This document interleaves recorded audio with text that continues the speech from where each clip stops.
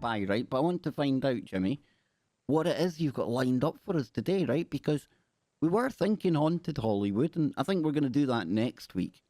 Yeah. But you've kind of stumbled into something here that I think is going to be the perfect entree for tomorrow's archaeological ancient mystery uncovering show with Stephen and Evan Strong.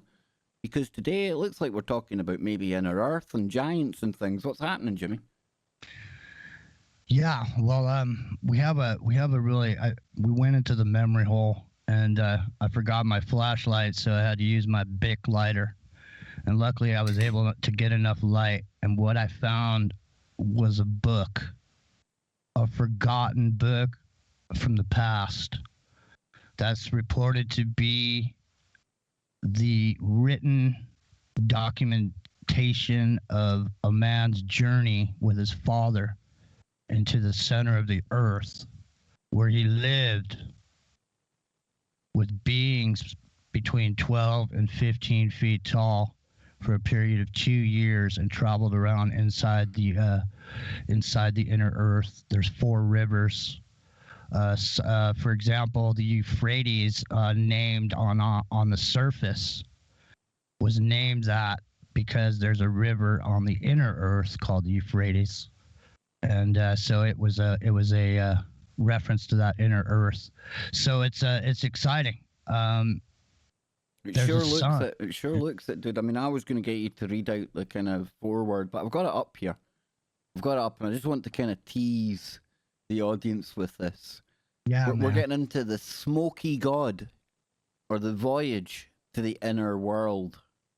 And it says here a quote from Plato: "He is the God who sits in the center on the navel of the earth, and he is the interpreter of religion to all mankind."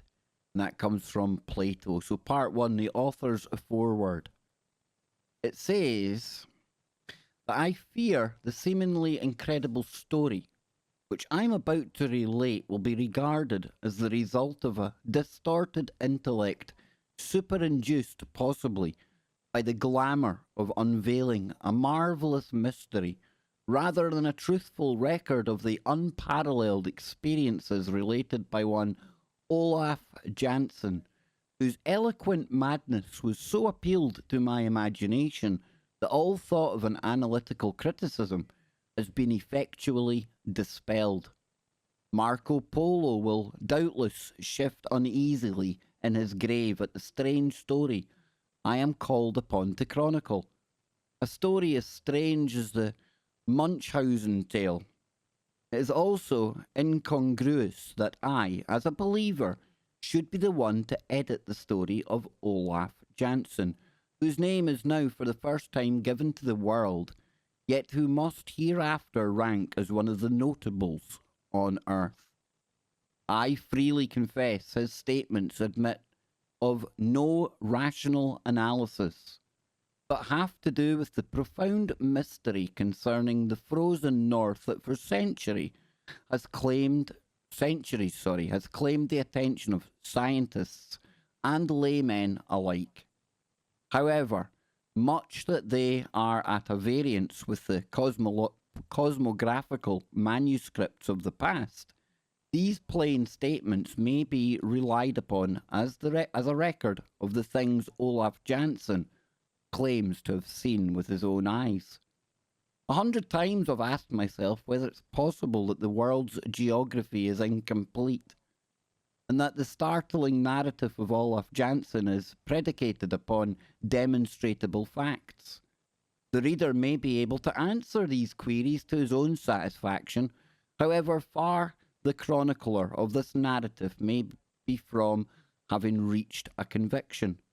Yet sometimes even I am at a loss to know whether I have been led away from the abstract truth by the ignis fatuus of the clever superstition, or whether heretofore accepted facts are, after all, founded upon falsity. It may be that the true home of Apollo was not at Delphi, but in that older earth centre of which Plato speaks, where he says Apollo's real home is among the Hyperboreans, in a land of perpetual life where mythology tells us two doves flying from two opposite ends of the world met in this fair region, the home of Apollo. Indeed, according to Acacius, Leto, and the mother of Apollo, was born on an island in the Arctic Ocean far beyond the north wind. It is not my intention to attempt a discussion on the theogony of the deities, nor the cosmogony. What? Cosmogony of the world. There's a new word for me. My simple duty is to enlighten the world concerning a heretofore unknown portion of the universe, as it was seen and described by the old Norseman Olaf Jansen. Interest in North research is international. 11 nations are engaged in or have contributed to the perilous work of trying to solve Earth's one remaining cosmological mystery. There is a saying, ancient as the hills, that, quote, truth is stranger than fiction. And in a most startling manner has this axiom been brought home to me within the last fortnight. It was just 2 o'clock in the morning when I was aroused from a restful sleep by the vigorous ringing of my doorbell. The untimely disturber proved to be a messenger bearing a note, scrawled almost to the point of illegibility, from an old Norseman by the name of Olaf Jansen. Now, after much deciphering, I made out the writing, which simply said, "Am ill unto death. Come." The call was imperative, and I lost no time in making ready to comply. Perhaps I may as well explain here that Olaf Jansen, a man who quite recently celebrated his 95th birthday, has for the last half-dozen years been living alone in an unpretentious bungalow out Glendale way, a short distance from the business district of Los Angeles, California. It was less than 2 years ago, while out walking one afternoon, that I was attracted to Olaf Jansen's house and its home-like surroundings, toward its owner and occupant, who I afterward came to know as a believer in the ancient worship of Odin and Thor. There was a gentleness in his face and a kindly expression in the keenly alert grey eyes of this man who had lived more than 80 years and 10, and withal a sense of loneliness that appealed to my sympathy. Slightly stooped and with his hands clasped behind him, he walked back and forth with slow and measured tread. That day when we first met, I can hardly say what particularly motive impelled me to pause in my walk and engage him in conversation. He seemed pleased when I complimented him on the attractiveness of his bungalow and on the well-tended vines and flowers clustering in profusion over its windows, roof, and wide piazza. I soon discovered that my new acquaintance was no ordinary person, but one profound and learned to a remarkable degree. A man who in later years of his long life had dug deeply into books and become strong in the power of meditative science. Now, I encouraged him to talk and soon gathered that he had resided only 6 or 7 years in Southern California, but had passed a dozen years prior in one of the Middle Eastern states. Now, before that, he had been a fisherman off the coast of Norway in the region of the Lofoten Islands, from whence he had made trips still farther north to Spitsbergen and even to Franz Josef Land. When I started to take my leave, he seemed reluctant to have me go and asked me to come again. Although at that time I thought nothing of it, I remember now that he made a peculiar remark as I extended my hand in leave-taking. "You will come again?" he asked. "Yes, you will come again someday. I'm sure you will. And I will show you my library and tell you things of which you have never dreamed. Things so wonderful that it may be you will not believe me." I laughingly assured him that I would not only come again, but would be ready to believe whatever he might choose to tell me of his travels and adventures. In the days that followed, I became well acquainted with Olaf Jansen, and little by little he told me his story, so marvellous that its very daring challenges reason and belief. The old Norseman always expressed himself with so much earnestness and sincerity that I became enthralled by his strange narrations. Then came the messenger's call that night, and within the hour I was at Olaf Jansen's bungalow. He was very impatient at the long wait, although after being summoned I had come immediately to his bedside.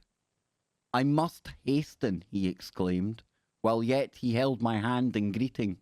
"I have much to tell you that you know not, and I will trust no one but you. I fully realize," he went on hurriedly, "that I shall not survive the night. The time has come to join my fathers in the great sleep." I adjusted the pillows to make him more comfortable and assured him I was glad to be able to serve him in any way possible, for I was beginning to realize the seriousness of his condition. The lateness of the hour, the stillness of the surroundings, the uncanny feelings of being alone with a dying man, together with his weird story, all combined to make my heart beat fast and loud, with a feeling for which I have no name. Indeed, there were many times that night by the old Norseman's couch, and there have been many times since, when a sensation rather than a conviction took possession of my very soul. And I seemed not only to believe in, but actually see the strange lands, the strange people, and the strange world of which he told, and to hear the mighty orchestral chorus of 1,000 lusty voices. For over 2 hours he seemed endowed with almost superhuman strength, talking rapidly and to all appearances rationally. Finally, he gave into my hands certain data, drawings and crude maps. "These," said he in conclusion, "I leave in your hands. If I can have your promise to give them to the world, I shall die happy, because I desire that the people may know the truth. For then all mystery concerning the frozen Northland will be explained. There is no chance of you suffering the fate I suffered. They will not put you in irons, nor confine you in a madhouse, because you are not telling your own story, but mine. And I, thanks to the gods, Odin and Thor, will be in my grave, and so beyond the reach of disbelievers who would persecute." Without a thought of the far-reaching results the promise entailed, I, foreseeing the many sleepless nights which the obligation has since brought me, I gave my hand, and it was a pledge to discharge faithfully his dying wish. As the sun rose over the peaks of the San Jacinto, probably butchered that, Jacinto probably, far to the eastward, the spirit of Olaf Jansen, the navigator, the explorer, and worshipper of Odin and Thor, the man whose experiences and travels, as related, are without a parallel in all the world's history, passed away, and I was left alone with the dead. And now, after having paid the last rites to this strange man from the Lofoden Islands, and the still farther northward Ho, the courageous explorer of the frozen regions, who, in his declining years, after he had passed the 80 mark, had sought an asylum of a restful peace in sun-flavoured California, and I will undertake to make public his story. But first of all, let me indulge in one or two reflections. Generation follows generation, and the traditions from the misty past are handed down from sire to son. But for some strange reason, interest in the ice-locked unknown does not abate with the receding years, either in the minds of the ignorant or the tortured. With each new generation, a restless impulse stirs the hearts of men to capture the veiled citadel of the Arctic, the circle of silence, the land of glaciers, cold wastes and waters and winds that are strangely warm. Increasing interest is manifested in the mountainous icebergs. The marvellous speculations are indulged in concerning the Earth's centre of gravity, the cradle of the tides, where the whales have their nurseries, where the magnetic needle goes mad, where the aurora borealis illumines the night, and where brave and courageous spirits of every generation dare to adventure and explore, defying the dangers of the farthest north. Now, we're just coming up on the break, Jimmy Jeans, but I hope that satisfied the kind of preface that we wanted to put on this, brother. It definitely did, and what a beautiful reading of that. You had me just falling over to the side. Well, I'll tell you what, Jimmy, you know me. Sometimes when I read it sounds pretty atrocious, but this is interesting, so I'm giving it extra special care. And we'll come back on the other side, and we're heading for the inner earth, ladies and gents. Don't go anywhere.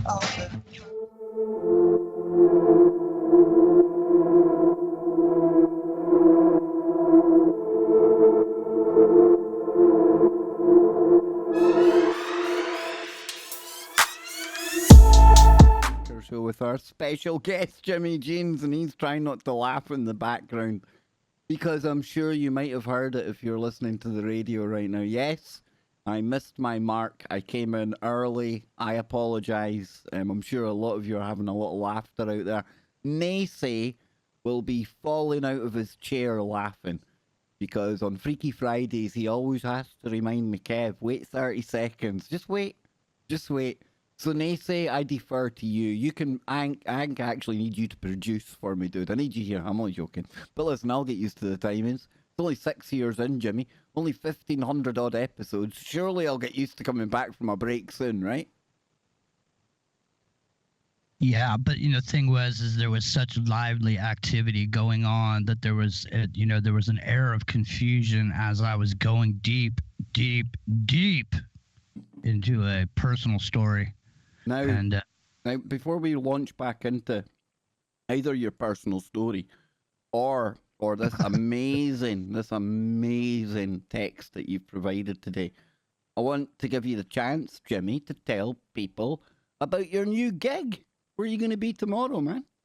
Oh, yeah, cool. Hey, thanks a lot for letting me plug that. Yeah, so we're also doing our show over on Aftermath.fm with Clyde Lewis and Hader Rotzi and actually Billy Ray Valentine from the Infinite Fringe is over there.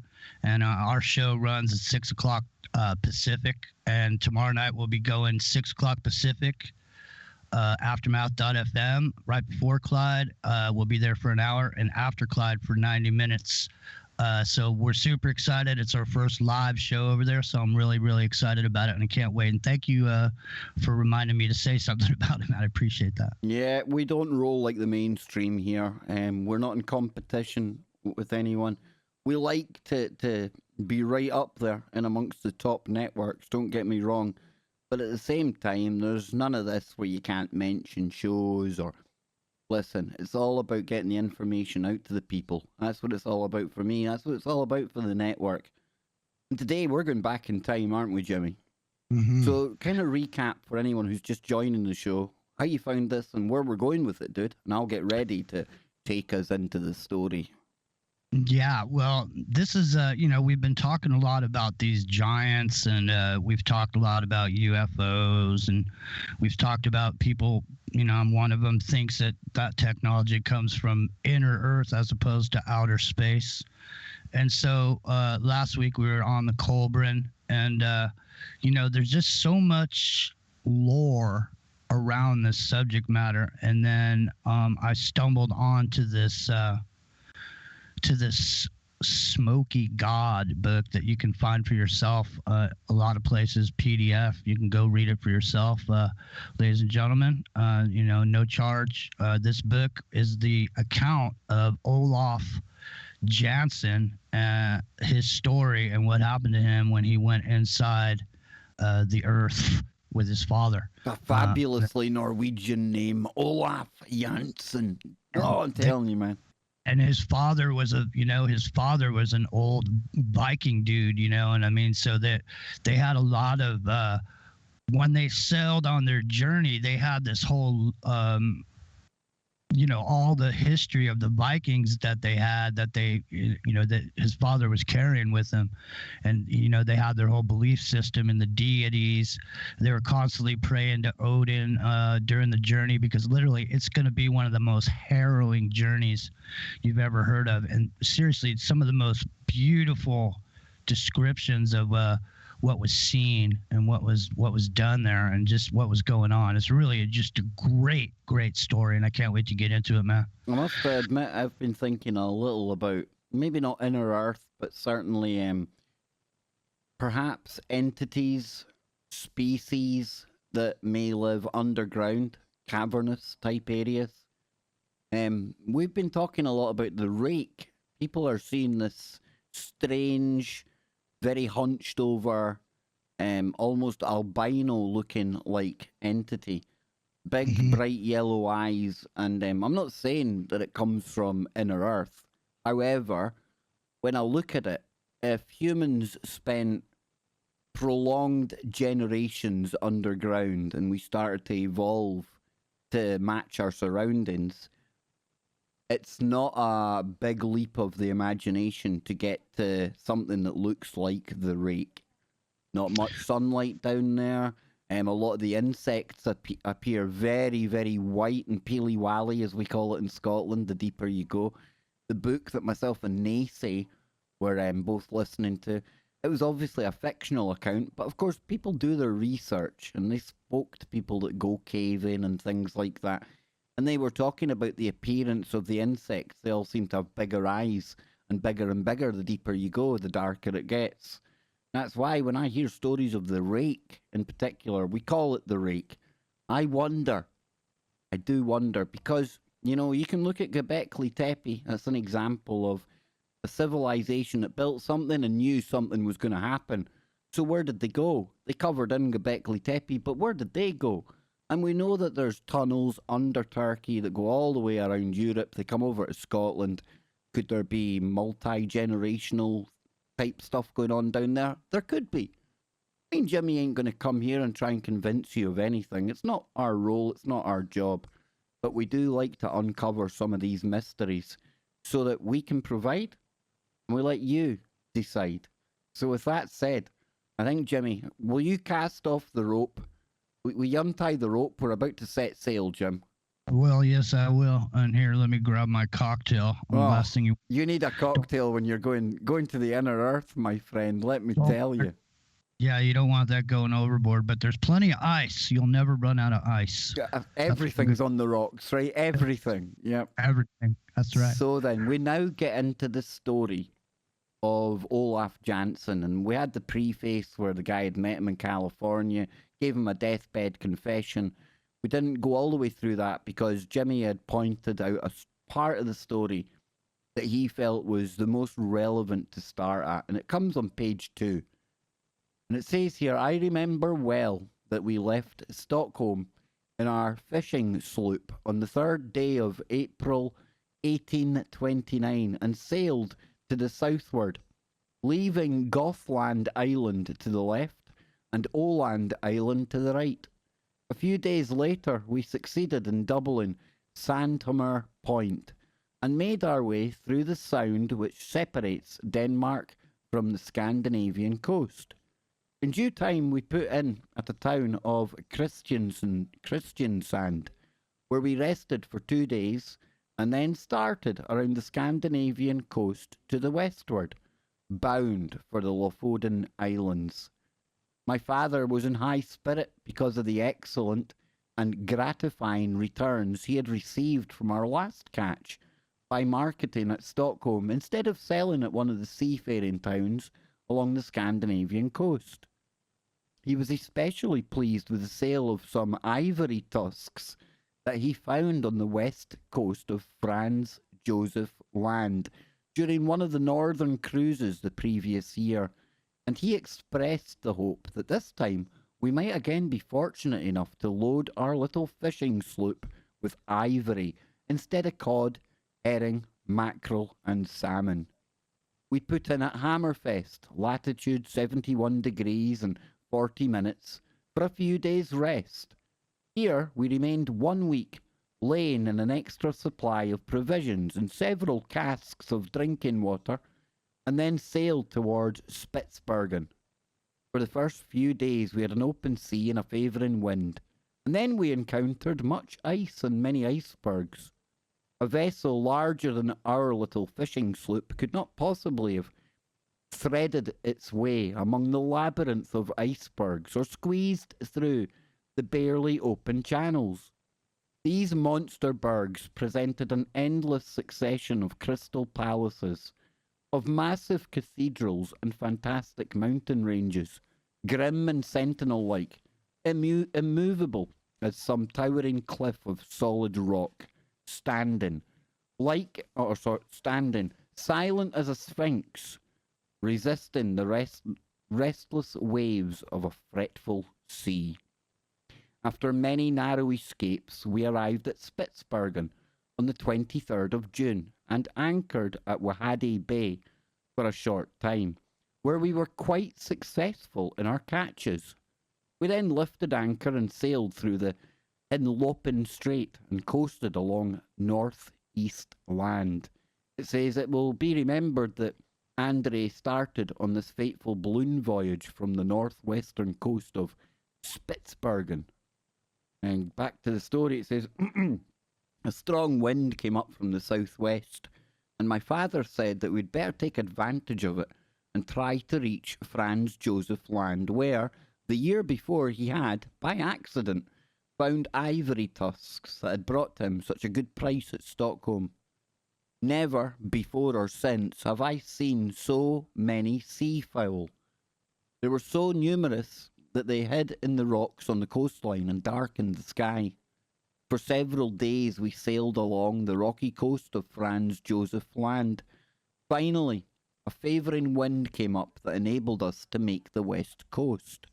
And after sailing 24 hours, we came to a beautiful inlet. One could hardly believe it was the far Northland. The place was green with growing vegetation, and while the area did not comprise more than 1 or 2 acres, yet the air was warm and tranquil.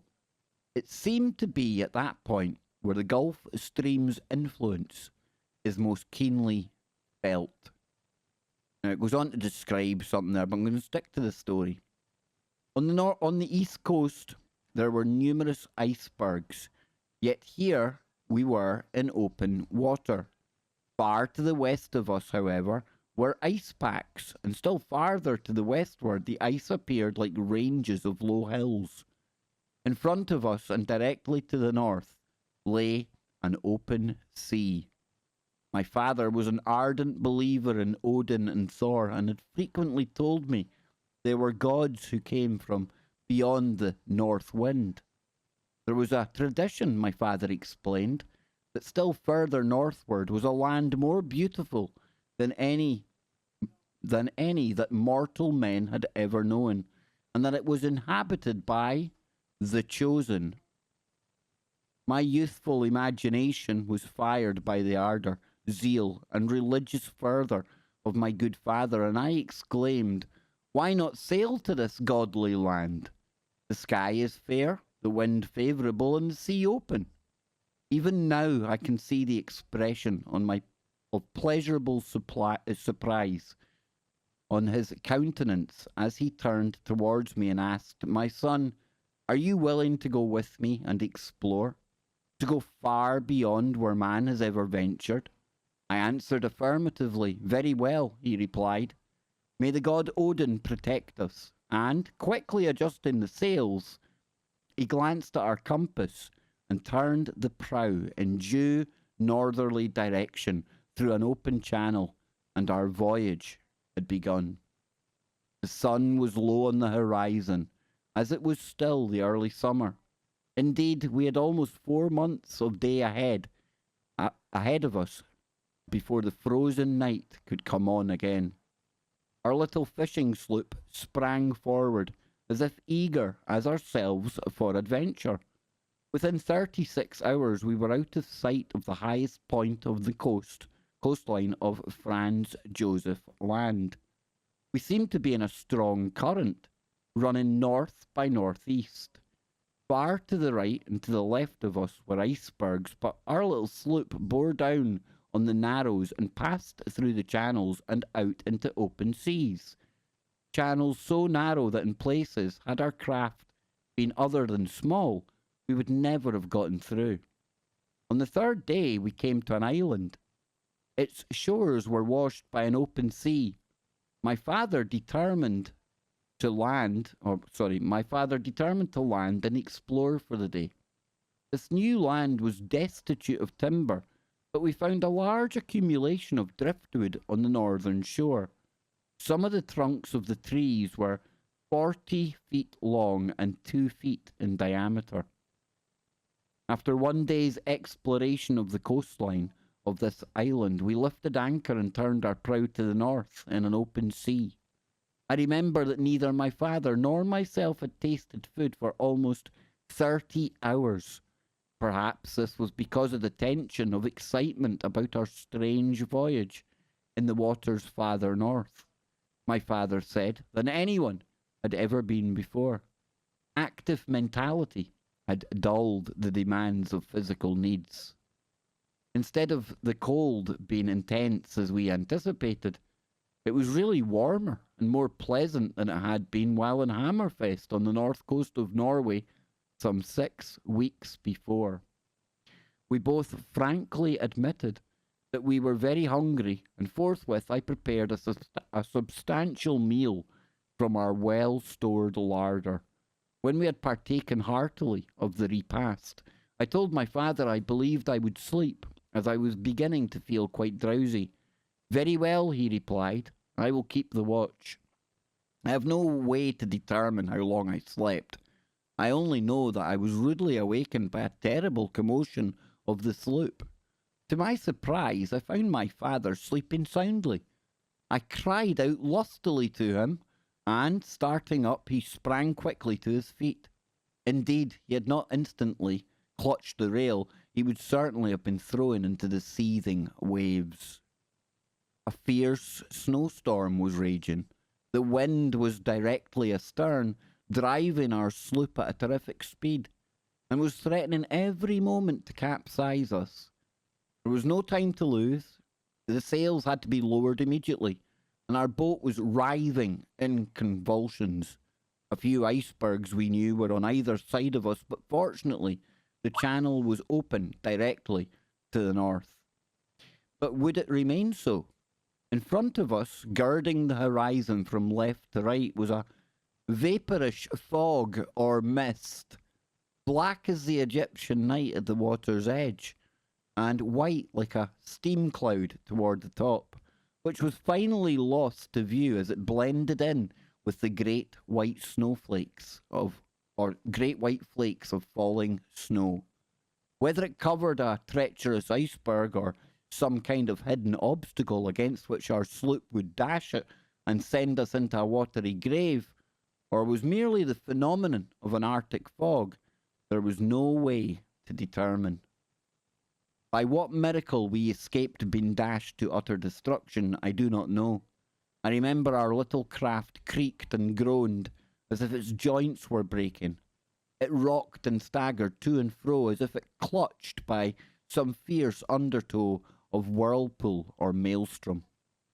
Fortunately, our compass had been fastened with long screws to a crossbeam. Most of our provisions, however, were tumbled out and swept away from the deck of the cuddy, and had we not taken the precaution at the very beginning to tie ourselves firmly to the masts of the sloop, we should have been swept into the lashing sea. Above the deafening tumult of the raging waves, why did I click on that? I heard my father's voice. "Be courageous, my son," he shouted. "Odin is the god of the waters, the companion of the brave, and he is with us. Fear not." To me, it seemed like there was no possibility of escaping a horrible death. The little sloop was shipping water, the snow was falling so fast as to be blinding, and the waves were tumbling over the counters in reckless, white, sprayed fury. There was no telling what instant we should be dashed against some drifting ice pack. The tremendous swells would heave us up to the very peaks of mountainous waves, then plunge us down into the depths of the sea's trough, as if our fishing sloop were a fragile shell. Gigantic white-capped waves, like veritable walls, fenced us in, fore and aft. This terrible, nerve-wracking ordeal, with its nameless horrors of suspense and agony, of fear indescribable, continued for more than 3 hours, and all that time we were being driven forward at a fierce speed. Then suddenly, as if growing weary of its frantic exertions, the wind began to lessen its fury, and by degrees to die down. At last we were in a perfect calm. The fog mist had also disappeared, and before us lay an iceless channel perhaps 10 or 15 miles wide, with a few icebergs far away to our right, and an intermittent archipelago of smaller ones to the left. I watched my father closely, determined to remain silent until he spoke. Presently he untied the rope from his waist and, without saying a word, began working the pumps, which fortunately were not damaged, relieving the stoop of the water it had shipped in the madness of the storm. He put up the sloop's sails as calmly as if casting a fishing net, and then remarked that we were ready for a favourable wind when it came. His courage and persistence were truly remarkable. On investigation, we found less than 1/3 of our provisions remaining, while to our utter dismay we discovered that our water casks had been swept overboard during the violent plunging of our boat. 2 of our water casks were in the main hold, but both were empty. We had a fair supply of food, but no fresh water. I realized at once the awfulness of our position. Presently I was seized with a consuming thirst. It is indeed bad, remarked my father. However, let us dry our bedraggled clothing, for we are soaked to the skin. Trust to the god Odin, my son. Do not give up hope. The sun was beating down slantingly, as if we were in a southern latitude, instead of in the far northland. It was swinging around, its orbit ever visible and rising higher and higher each day, frequently mist-covered, yet always peering through the lacework of clouds like some fretful eye of fate, guarding the mysterious northland and jealously watching the pranks of man. Far to our right, the rays decking the prisms of the icebergs were gorgeous. Their reflections emitted flashes of garnet, of diamond, of sapphire, a pyrotechnic panorama of countless colours and shapes, while below could be seen the green-tinted sea, and above, the purple sky. Jimmy, talk to the audience about what we've just heard, because I think I need a drink after that. This is spectacular, dude. I have no idea where this is going, but I am encapsulated by this story, man. Me too. And when you think about it, like metaphorically, you know, it's the moment when they're going through that intense storm. You know, that's the moment. It's like people, you know, it's like the saying, never quit 5 minutes before the miracle happens. You know, they tied themselves to the mast, you know, and white water just bashing their tiny little boat, just creaking. I mean, man, could you imagine? I mean, I can tell you how I watched a video of a dude who sailed by himself in a 30-foot boat from here, California to Hawaii, man. And I'll tell you what, in the middle of the night, when the ocean starts going banging against the side of your boat and the guy's laying there in the dark, shivering all by himself, man, let me tell you something. It's a mind blower. I'm so excited. And brother, let me just say, I'm on the edge of my seat. We don't have much time left before the top of the hour is going to come around. So stick around, ladies and gentlemen, and find out what's about to happen. You know, Jimmy, we've got a chat room over at TFRlive.com. patreon.com/chat. And I can tell right now that people are listening very intently to the story because the chat over there has just kind of stopped. There's people there, but there's no talking going on. I also broadcast to our Disco server as well. People hang out in there. It's the quietest I've seen it, as in like chatter-wise, in a long time, and that tells me that people are engrossed in this story. And we're going to come back after the break, but I'm just going to start this next segment right now. It'll take us up to the break. We've only got a minute or so. In fact, no, I'll leave that for after the break, Jimmy. Where did you come across this, man? Where did you get it? Well, I don't remember exactly how I found it. I was just I was doing something else and it came up. And so I went and looked at it, and I was like, "Whoa, man!" And then I read the whole thing last night before we decided we were going to go with this instead of Haunted Hollywood, because this is really, and this is a proposed for firsthand account of the person who went on the journey, and this guy got his documents, his maps, everything. And let me just say, when they describe the Earth in a few minutes as a geode, when you find a geode and you break it open, it's filled with crystals, So imagine the Earth is like a geode, and the crust of the Earth is 300 miles thick, and there's a dynamo in the middle, and so the spinning Earth is a dynamo, and there's a sun, the Smokey god in the center of the Earth. We're gonna find out all about it, so don't go anywhere, ladies and gentlemen. 1 hour down, folks. 1 hour to go. And coming up right after today's show, it doesn't stop here, because we don't stop on TFR. We go 24/7, and lucky we'll be live after KBS with Quantum Connections. Now, I'll be back tomorrow night as well. I'll take this opportunity to remind you again that we're going to be rejoined by Evan and Stephen Strong, all the way from Australia.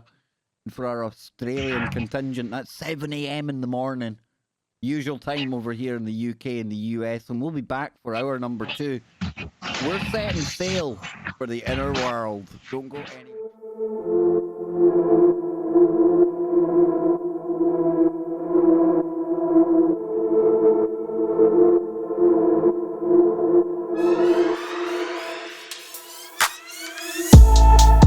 And today we are getting into the Smokey God with Jimmy Jeans. Jimmy, we're going to dive back into this story in a moment. But I tell you what, man, it makes you wonder, that story, the piece of the adventure where they were barely making it through that horrendous storm.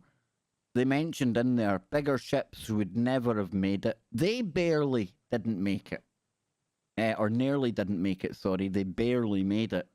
Mm-hmm. And it just shows you, that, like you were saying, I think it was before the break, you really have to fight through that hardest part. And I'm sure some people at the sight of what they were dealing with probably would have turned tail and headed home. And listen, I might well have been one of those people if it had been me on that boat. I'd have been saying, turn this thing around, let's get home. This is cray-cray. It just shows you when you keep going. Oh boy, what rewards lie for those that persevere, Jimmy. What rewards lie. That's right. Don't quit 5 minutes before the miracle. Things get tough, but that's when the tough get going. And that's when Odin and Thor come into the picture in our story of the inner earth. So then, we move on now to Beyond the North Wind. I tried to forget my thirst by busying myself with bringing up some food and an empty vessel from the hold. Reaching over the side rail, I filled the vessel with water for the purpose of laving my hands and face. To my astonishment, when the water came in contact with my lips, I could taste no salt. I was startled by my discovery. "Father," I fairly gasped. The water, it is fresh."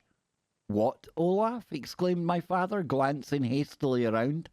"Surely you are mistaken. There is no land. You're going mad." "But taste it," I cried. And thus we made the discovery that the water was indeed fresh. Absolutely so, without the least briny taste or even the suspicion of a salty flavour. We forthwith filled our 2 remaining water casks, and my father declared it was a heavenly dispensation of mercy from the gods Odin and Thor. We were almost beside ourselves with joy, but hunger bade us end our enforced fast. Now that we had found fresh water in the open sea, what might we not expect in this strange latitude where the ship had never before sailed and the splash of an oar had never been heard? We had scarcely appeased our hunger when a breeze began filling the idle sails, and, glancing at the compass, we found that the northern point pressing hard against the glass. In response to my surprise, my father said, "I have heard of this before. It is what they call the dipping of the needle." We loosened the compass and turned it at right angles with the surface of the sea before its point would free itself from the glass and point according to unmolested attraction. It shifted uneasily, and we seemed as unsteady as drunken men, but finally pointed a course. Before this, we thought the wind was carrying us north by northwest, but with the needle free, we discovered, if it could be relied upon, that we were sailing slightly north by northeast. Our course, however, was ever tending northward. We again find in Peary's first voyage, alright, that's another kind of, folks listening to this, I'll drop it on the show notes, but there's a lot of stuff I'm missing out, which are like little footnotes that go in depth to describe more what we're being told here. But I think to try and get through as much as we can, that's why I'm skipping over them, and it doesn't really take away from the story. So it says, the sea was serenely smooth, with hardly a choppy wave, and the wind brisk and exhilarating. The sun's rays, while striking us aslant, furnished tranquil warmth. And thus time wore on day after day, and we found from the record in our logbook we had been sailing 11 days since the storm in the open sea. Now, by strictest economy, our food was holding out fairly well, but beginning to run low. In the meantime, one of our casks of water had been exhausted, and my father said, "We will fill it again." But to our dismay, we found the water was now as salty as in the region of the Lofoten Islands off the off the coast of Norway. This necessitated our being extremely careful of the remaining cask. I found myself wanting to sleep much of the time, whether it was the effect of the exciting experience of sailing in unknown waters, or the relaxation from the awful excitement incident to our adventure in the storm at sea, or due to the want of food, I could not say. I frequently lay down on the bunker of our little sloop and looked far up into the blue dome of the sky, and, notwithstanding the sun was shining far away in the east, I always saw a single star overhead. For several days I looked for this star. It was always there, directly above us. It was now, according to our reckoning, about the 1st of August. The sun was high in the heavens, and was so bright that I could no longer see the one lone star that attracted my attention a few days earlier. One day about this time, my father startled me by calling my attention to a novel sight far in front of us, almost at the horizon. "It is a mock sun," exclaimed my father. "I have read of them. It is called the reflection or mirage. It will soon pass away." But this dull red, false sun, as we supposed it to be, did not pass away for several hours. And while we were unconscious of its emitting any rays of light, still there was no time thereafter when we could not sweep the horizon in front and locate the illumination of the so-called false sun during a period of at least 12 hours out of every 24. Clouds and mist would, at times almost, but never entirely, hide its location. Gradually, it seemed to climb higher in the horizon of the uncertain purple sky as we advanced. It could hardly be said to resemble the sun, except in its circular shape, and when not obscured by clouds or ocean mists, it had a hazy red, bronzed appearance which would change to a white light like a luminous cloud, as if reflecting some greater light beyond. We finally agreed in our discussions that this smoky, furnace-coloured sun, that whatever the cause of the phenomenon, it was not a reflection of our sun, but a planet of some sort, a reality. One day soon after this, I felt exceedingly drowsy and fell into a sound sleep. But it seemed that I was almost immediately aroused by my father's vigorous shaking of me by the shoulder and saying, "Olaf, awaken! There is land in sight." I sprang to my feet, and oh, joy unspeakable! There, far in the distance, yet directly in our path, were lands jutting boldly into the sea. The shoreline stretched far away to the right of us, as far as the eye could see, and all along the sandy beach were waves breaking into choppy foam, receding, then going forward again, ever chanting in monotonous thunder tones the song of the deep. The banks were covered with trees and vegetation. I cannot express my feeling of exultation at this discovery. My father stood motionless, with his hand on the tiller, looking straight ahead, pouring out his heart in thankful prayer and thanksgiving to the gods Odin and Thor. In the meantime, a net which we found in the stowage had been cast, and we caught a few fish that materially added to our dwindling stock of provisions. The compass, which had fastened back in its place in fear of another storm, was still pointing due north, and moving on its pivot, just as it had in Stockholm. The dipping of the needle had ceased. What could this mean? Then, too, our many days of sailing had certainly carried us far past the North Pole, and yet the needle continued to point north. We were sorely perplexed, for surely our direction was now south. We sailed for 3 days along the shoreline, then came to the mouth of a fjord or river of immense size. It seemed more like a great bay, and into this we turned our fishing craft, the direction being slightly northeast of south. By the assistance of a fretful wind that came to our aid about 12 hours out of every 24, we continued to make our way inland, into what afterward proved to be a mighty river, and which we learned was called by the inhabitants Hedical. We continued our journey for 10 days thereafter, and found we had fortunately attained a distance inland where ocean tides no longer affected the water, which had become fresh. The discovery came none too soon, for our remaining cask of water was well nigh exhausted. We lost no time in replenishing our casks, and continued to sail farther up the river when the wind was favourable. Along the banks, great forests, miles in extent, could be seen stretching away on the shoreline. The trees were of enormous size. We landed after anchoring near a sandy beach and waded ashore, and were rewarded by finding a quantity of nuts that were very palatable and satisfying to hunger, and a welcome change from the monotony of our stock of provisions. It was about the 1st of September, over 5 months we calculated since our leaving Stockholm. Suddenly we were frightened almost out of our wits by hearing in the far distance the singing of people. Very soon thereafter we discovered a huge ship gliding down the river directly towards us. Those aboard were singing in one mighty chorus that, echoing from bank to bank, sounded like 1,000 voices, filling the whole universe with quivering melody.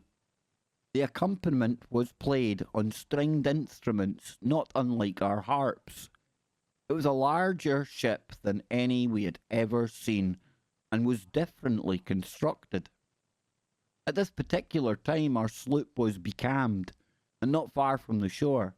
The bank of the river, covered with mammoth trees, rose up several 100 feet in beautiful fashion. We seemed to be on the edge of some primeval forest that doubtless stretched far inland. The immense craft paused, and almost immediately a boat was lowered, and 6 men of gigantic stature rowed to our little fishing sloop. They spoke to us in a strange language. We knew from their manner, however, that they were not unfriendly. They talked a great deal among themselves, and one of them laughed immoderately, as though in finding us a queer discovery had been made. One of them spied our compass, and it seemed to interest them more than any other part of our sloop. Finally, the leader motioned as if to ask whether we were willing to leave our craft to go on board their ship. "What say you, my son?" asked my father. "They cannot do any more than kill us." "They seem to be kindly disposed," I replied, "although what terrible giants! They must be the select 6 of the kingdom's crack regiment. Just look at their great size."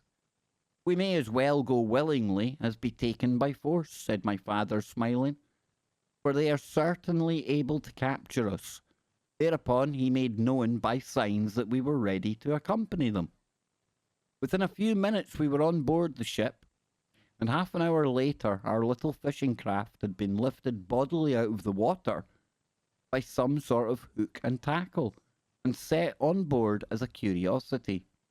There were several 100 people on board this, to us, mammoth ship, which we discovered was called the Naz, N-A-Z, meaning, as we were afterward learned, pleasure, or to give a more proper interpretation, pleasure excursion ship. If my father and I were curiously observed by the ship's occupants, this strange race of giants offered us an equal amount of wonderment. There was not a single man on board who would not have measured fully 12 feet in height.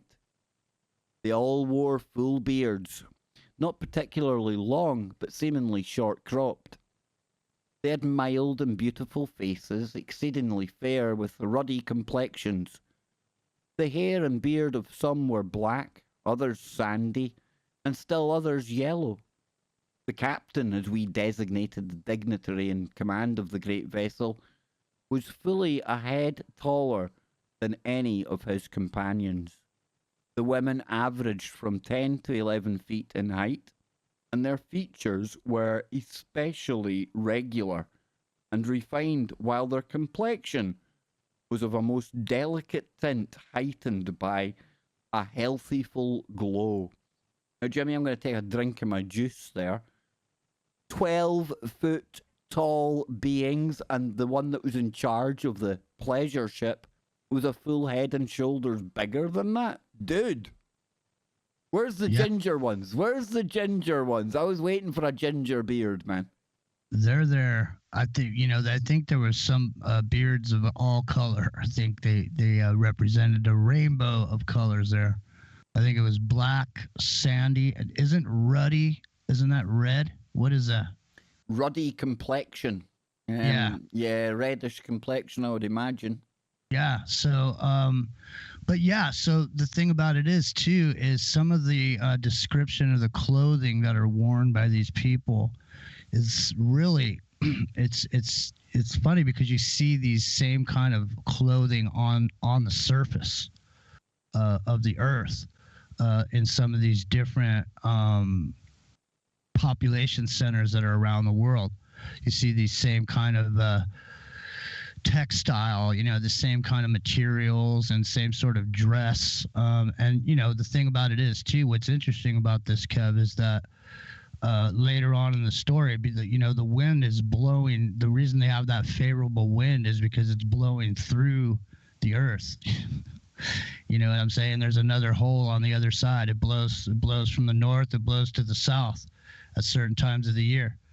And the cool thing about it is that the description of the Earth as a geode with the skin of the Earth being 300 miles thick, and then covered on the inside with crystals, and this being a dynamo that generates electricity as it spins, is really, really an interesting concept. And to have that smoky god at the center of the Earth.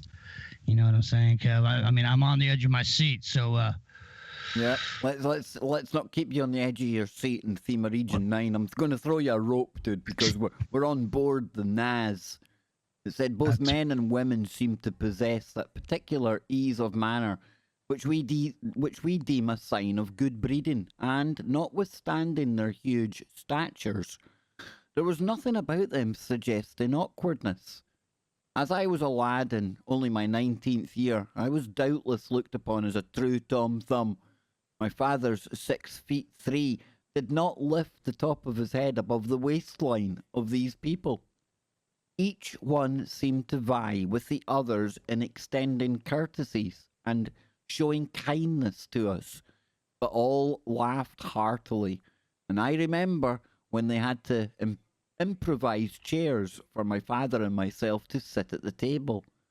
They were richly attired in a costume peculiar to themselves and very attractive. The men were clothed in handsomely embroidered tunics of silk and satin and belted at the waist. They wore knee breeches and stockings of a fine texture, while their feet were encased in sandals adorned with gold buckles. We early discovered that gold was one of the most common metals known, and that it was used extensively in decoration. Strange as it may seem, neither my father nor myself felt the least bit solicitude for our safety. "We have come into our own," my father said to me.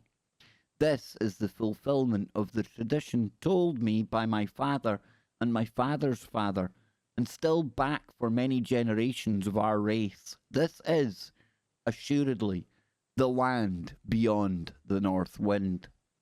We seemed to make such an impression on the party that we were given specially into the charge of one of the men, Jules Galdia, and his wife, for the purpose of being educated in their language, and we, on our part, were just as eager to learn as they were to instruct.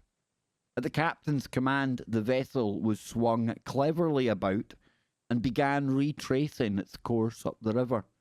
The machinery, while noiseless, was very powerful. The banks and trees on either side seemed to rush by.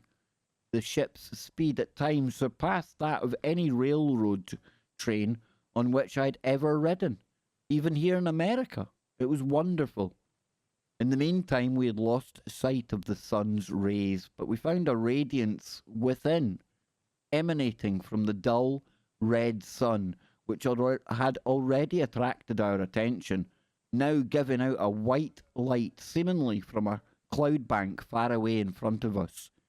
It dispensed a greater light, I should say, than 2 full moons on the clearest night. In 12 hours this cloud of whiteness would pass out of sight as if eclipsed, and the 12 hours following corresponded with our night.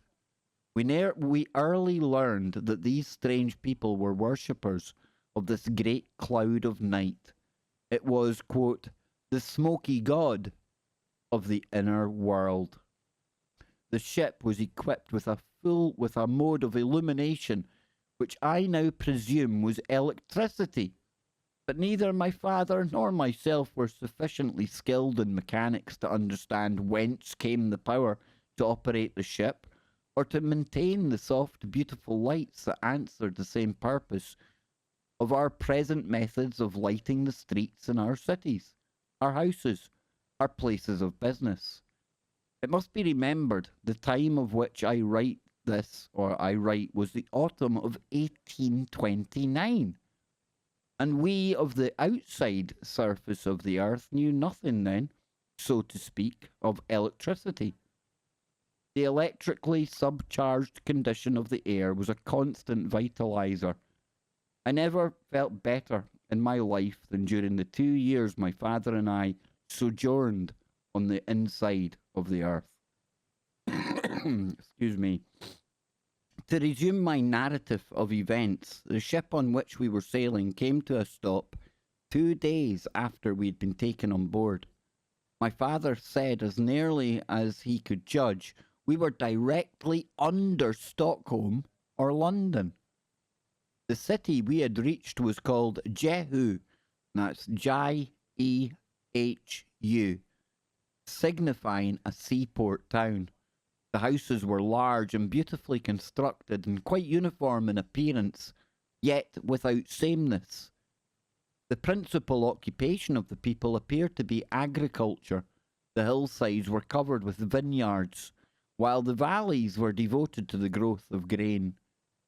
I never saw such a display of gold. It was everywhere. The door castings were inlaid and the tables were veneered with sheetings of gold. Domes of the public buildings were of gold, and it was used most generously in the finishings of the great temples of music. Vegetation grew in lavish exuberance, and fruit of all kinds possessed the most delicate flavour. Clusters of grapes 4 or 5 feet in length, each grape as large as an orange, and apples larger than a man's head, typifying the wonderful growth of all things on the inside of the earth. The great redwood trees that surround Jimmy in California would be considered mere underbrush compared with the giant forest trees extending for miles and miles in all directions. In many directions along the foothills of the mountains, vast herds of cattle were seen during the last day of our travel on the river. We heard much of a city called Eden. Ladies and gentlemen, but were kept at Jehu for an entire year. By the end of that time, we had learned to speak fairly well the language of this strange race of people. Our instructors, Jules Galdea and his wife, exhibited a patience that was truly commendable. Now, one thing I will say there is, all throughout this story, we have been dealing with people who pay homage to the northern gods.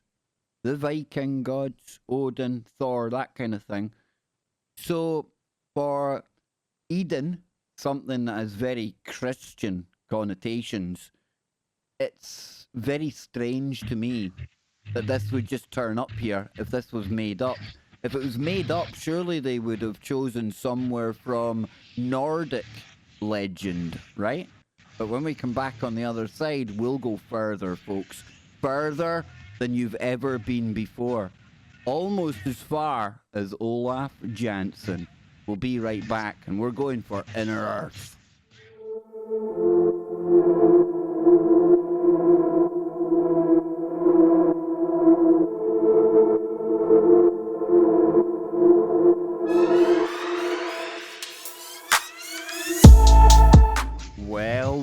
Well. Final segment already. Can you believe it? I can't. Jimmy, we set sail for Inner Earth. You could have told me we would have a time dilation type effect here. We're running out of time, dude. I know, running out of time, man, but it's all right. It's okay, because you know what? Time's just an illusion, Kevin. You know, we can jam it in, because you know what? I think our friend is about to be visited by some important people from the Inner Earth. It would seem so, dude. It would seem so. It really would. This is just, I'm on the edge of my seat over here, and I don't want to keep, with my inane babblings, keep people from hearing the rest of what they can hear, if you can get it all in. So okay. I'm gonna go Jesse. You're gonna go dark? You're going into like listening mode? I like it, dude. Okay. It says, one day an envoy from the ruler, capital R, ruler at Eden, came to see us. No, it wasn't a snake. I'm only joking.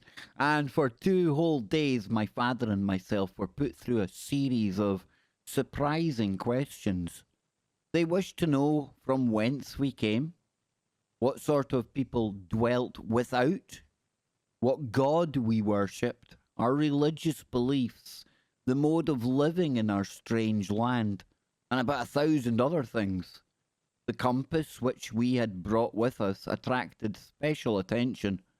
My father and I commented between ourselves on the fact that the compass still pointed north, although we now knew that we had sailed over the curve or the edge of the Earth's aperture and were far along southward on the inside surface of the Earth's crust, which, according to my father's estimation and my own, is about 300 miles in thickness from the inside to the outside surface. Relatively speaking, it is no thicker than an eggshell, so that there is almost as much surface on the inside as on the outside of the Earth. The great luminous cloud or ball of dull red fire, fiery red in the morning and evenings, and during the day giving off a beautiful white light, the smoky god, it seemed suspended in the centre of the great vacuum within the Earth, and held to its place by the immutable law of gravitation, or a repellent atmospheric force, as the case may be. I refer to the known power that draws or repels with equal force in all directions. The base of this electrical cloud or central luminary, the seat of the gods, is dark and non-transparent, save for innumerable small openings, seemingly in the bottom of the great support or altar of the deity, capital D, upon which the smoky god rests. And the lights shining through these many openings twinkle at night in all their splendour and seem to be stars, as natural as the stars that we saw shining when in our homeland or in our home of Stockholm. So these are Swedish people then, right? I think I called them Norwegian at the start, my bad. So accepting that they appear larger. The smoky god, therefore, with each daily revolution of the earth, appears to come up in the east and go down in the west, the same as does our sun on the external surface. In reality, the people within believe that the smoky god is the throne of their Jehovah and is stationary. The effect of night and day is, therefore, produced by the earth's daily rotation. I have since discovered that the language of the people of the inner world is much like Sanskrit. Whoa! After we had given an account of ourselves to the emissaries from the central seat of government in the inner continent, and my father had, in his crude way, drawn maps at their request of the outside surface of the earth, showing the divisions of land and water, and giving the name of each of the continents, large islands, and the oceans, we were taken overland to the city of Eden, in a conveyance different from anything we have in Europe or America. This vehicle was doubtless some electrical contrivance. It was noiseless and ran on a single iron rail in perfect balance. The trip was made at a very high rate of speed.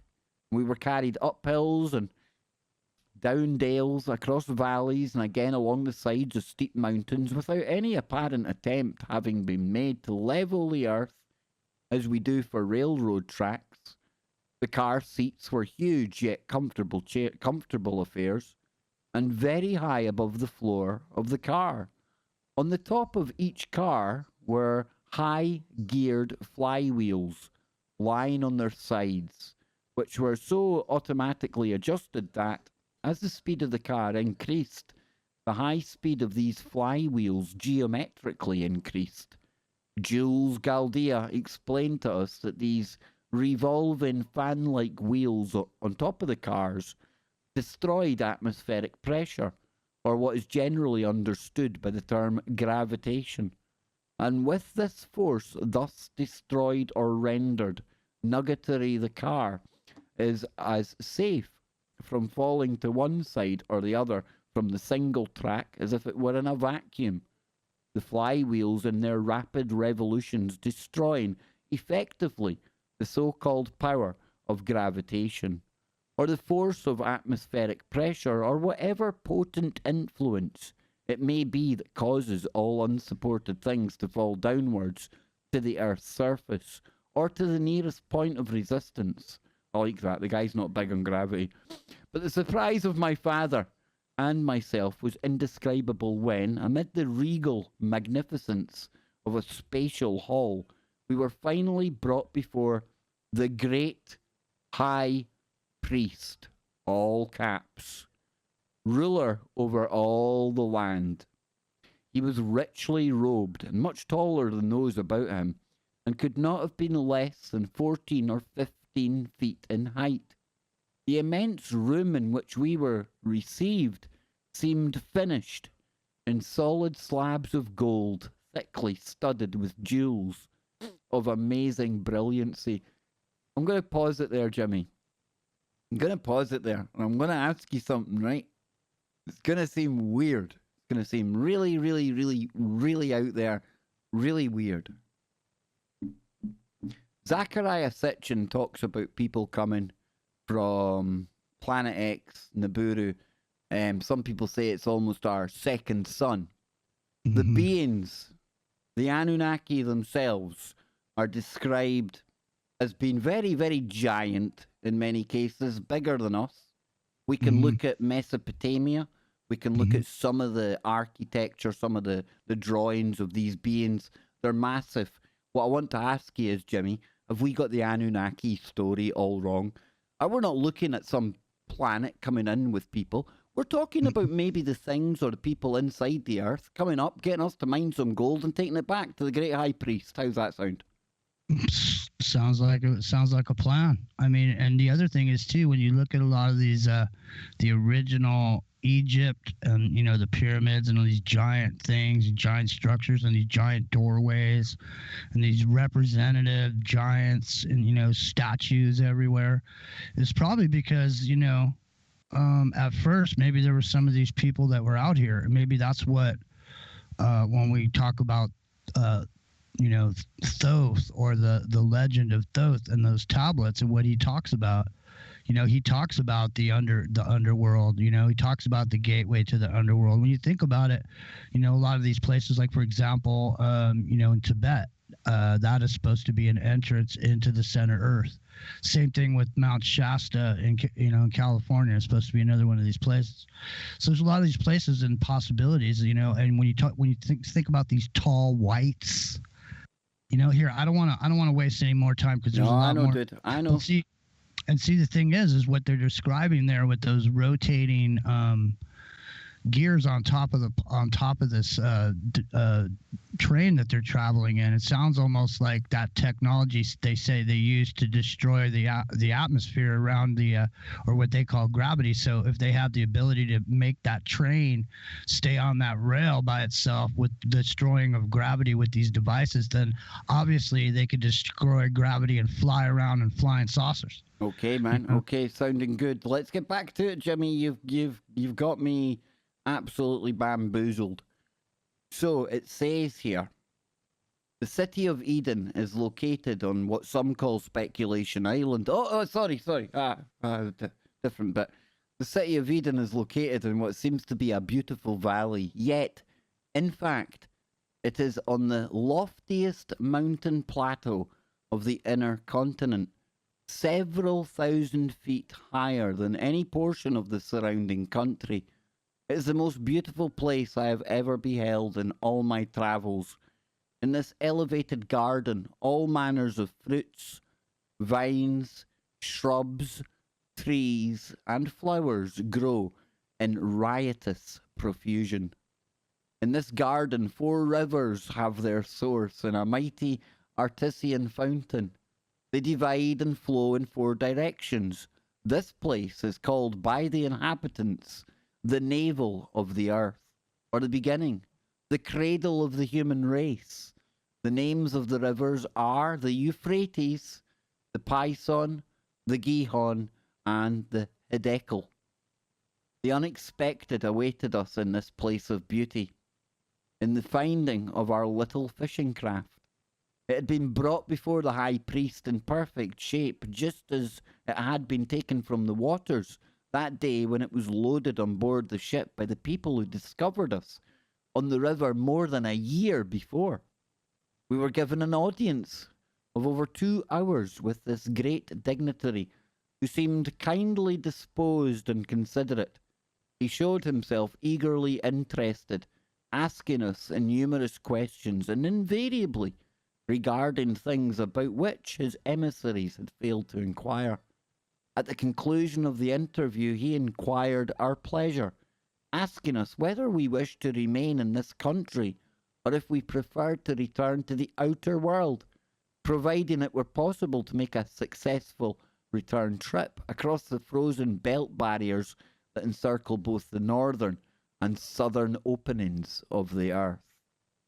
My father replied, "It would please me and my son to visit your country and see your people, your colleges, your palaces of music and art, your great fields, your wonderful forests of timber, and after we've had this pleasurable privilege, we would like to try to return to our home on the outside surface of the earth. This son is my only child, and my good wife will be weary awaiting our return." "I fear you can never return," replied the chief high priest, "because the way is a most hazardous one. However, you shall visit the different countries with Jules Galdea as your escort, and be accorded every courtesy and kindness. Whenever you are ready to attempt a return voyage, I assure you that your boat, which is here on exhibition, shall be put in the waters of the river Hiddekel at its mouth, and we will bid you Jehovah speed." Thus terminated our only interview with the high priest or ruler of the continent. Anything to add to that, Jimmy, before we go on to the next one? Well, I just want to say this is the Kev Baker Show, and this is the Smokey God. We dusted out the memory hole, and here it is for your perusal. And right now, man, we got 15 minutes left, and we're about to find out what they learned in the underworld, Kev. And let me say we're about to find out all kinds of, maybe some of the things you were trying to think about earlier about the women and the men, what they look like, and so on and so forth. So about to get in there. Sounds good, my man. Sounds good. And I have to thank you for uncovering this, Jimmy. This has been very enjoyable. It says, in the underworld, part 4, we learned that the males do not marry before they are from 75 to 100 years old, and that the age at which women enter wedlock is only a little less, and that both men and women frequently live to be from 6 to 800 years old, and in some instances much older. Now it goes on to quote a bit of the Bible about Josephus saying that God prolonged the life of the patriarchs that preceded the deluge, both on account of their virtues and to give them the opportunity of perfecting the sciences and geometry and astronomy which they had discovered. Interesting. So back to the story, it says, the following year we visited many villages and towns, prominent among them being the cities of Negi, or Negi, Delphi, spelt Delphi, Ectia, and my father was called upon no less than a half dozen times to go over the maps which had been made from the rough sketches he had originally given the divisions of land and water on the outside surface of the earth. I remember hearing my father remark that the giant race of people in the land of the Smokey God had almost as accurate an idea of the geography of the outside surface of the earth as had the average college professor in Stockholm. In our travels, we came to a forest of gigantic trees near the city of Delphi. Had the Bible said there were trees towering over 300 feet in height and more than 30 feet in diameter, growing in the Garden of Eden, the Ingerols, or the Ingersolls, the Tom Paines, the Voltaires would doubtless have pronounced the statement a myth. Yet, this is the description of the Californian sequoia giganti. I think I got that right. But these Californian giants pale into insignificance when compared with the forest Goliaths found in the Within continent, where abound mighty trees from 800 to 1,000 foot in height, and from 100 to 120 feet in diameter, countless in numbers and forming forests extending hundreds of miles back to the sea. The people are exceedingly musical and learned to a remarkable degree in their arts and sciences, especially geometry and astronomy. Their cities are equipped with vast palaces of music, where not infrequently as many as 25,000 lusty voices of this giant race swell forth in mighty choruses of the most sublime symphonies. The children are not supposed to attend institutions of learning before they are 20 years old. I like that idea. Then their school life begins and continues for 30 years, 10 of which are uniformly devoted by both sexes to the study of music. Their principal vocations are architecture, agriculture, horticulture, the raising of vast herds of cattle, and the building of conveyances. Peculiar to that country, for travel on land and water. By some device which I cannot explain, they hold communion with one another between the most distant parts of their country, on air currents. All buildings are erected with special regard to strength, durability, beauty, and symmetry, and with a style of architecture vastly more attractive to the eye than I have ever observed elsewhere. Now, you're talking about somebody from Europe in the 1800s who's probably seen like Gothic cathedrals, and this cat's saying that nothing compares to what he's seen in here. That's huge. It says about 3/4 of the inner surface of the earth is land, and about 1/4 or 1/4 water. There are numerous rivers of tremendous size, some flowing in a northerly direction and others southerly. Some of these rivers are 30 miles in width, and it is out at these vast waterways, at the extreme northern and southern parts of the inside surface of the earth, in regions where low temperatures are experienced, that freshwater icebergs are formed. They are then pushed out to sea like huge tongues of ice by the abnormal freshets of turbulent waters that, twice every year, sweep everything before them. We saw innumerable specimens of bird life no larger than those encountered in the forests of Europe or America. It is well known that during the last few years, whole species of birds have quit the earth. And it says a writer in a recent article on the subject says almost every year sees the final extinction of one or more bird species. Out of 14 varieties of birds found a century since on a single island, the West Indian island of St. Thomas, 8 have now to be numbered among the missing. It is not impossible that these disappearing bird species quit their habitation without and find an asylum in the within world. Whether inland among the mountains or along the seashore, we found bird life prolific. When they spread their great wings, some of the birds appeared to measure 30 feet from tip to tip. They are of great variety and many colours.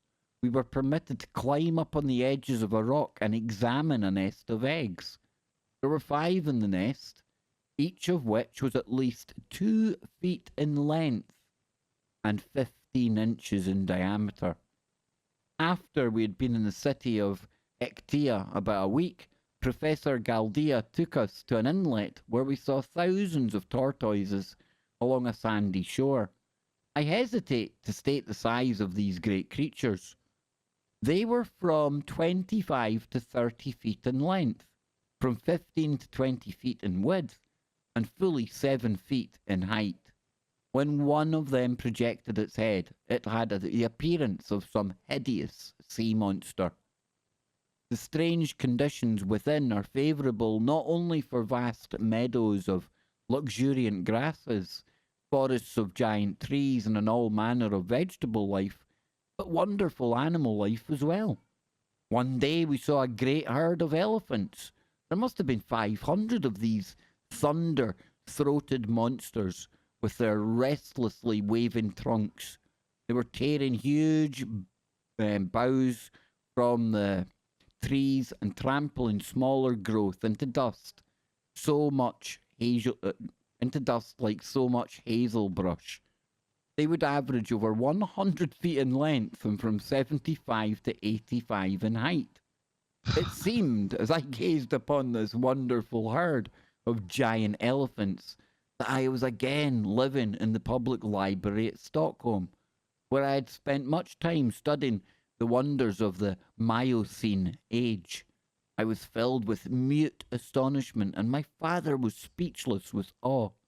He held my arm with a protecting grip, as if fearful harm would overtake us. We were two atoms in this great forest, and fortunately unobserved by this vast herd of elephants as they drifted on and away, following a leader as does a herd of sheep. They browsed from growing herbage.